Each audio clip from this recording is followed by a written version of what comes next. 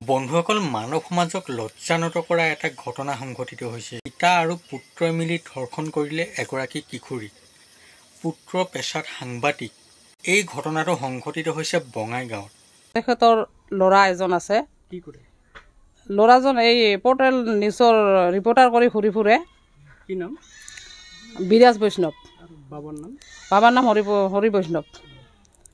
ছোৱালীজনক মানে টকা পইচা দি মাজে সময়ে সেনেকৈ বেয়া কাম কৰে আৰু কৈছিল যে এই কথাটো তোমাৰ মা দেউতাকৰ আগত ক'লে 1 বছৰীয়া এজন সৰু তেওঁৰ ভণ্টি আছে, তেওঁক মাৰি পেলোৱা বুলি তেওঁক থমকি দিছিল।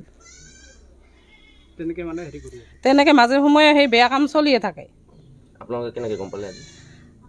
ছোৱালীজনৰ মাকে ৰাতিপুৱাতে আমাৰ ঘৰত গৈছিল, কৈছে যে মোৰ ছোৱালীজনক এই আমাৰ গাঁৱৰে হৰিপ্ৰসাদ আৰু বিৰাজ দুয়োজনে ছোৱালীটাক মাজে মাজে বেয়া কাম কৰি থাকে আৰু মানে 50 টকা তেওঁৰ বেগত পাইছিল স্কুলৰ।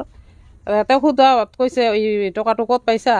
তেতিয়া কৈছে যে হৰি বৈষ্ণৱে দিছে, তাক মানে মাজে সময়ে বেয়া কাম কৰিলে সেনেকৈ পইচা দি থাকে, সেনেকৈ কৈছে ছোৱালীটো আমাৰ আগত। আৰু ময়ো আহি ছোৱালীটোক সোধা পোছা কৰিলোঁ, সেনেকৈ কৈছে। মানে তাৰ মাক নাথাকিলে ঘৰখনত সুযোগ লৈ সিহঁতৰ ঘৰত মাতে, নহ'লে ইয়াতে এটা চৰকাৰী ঘৰ আছে তাতে সেনেকৈ বেয়া কাম কৰি থাকে।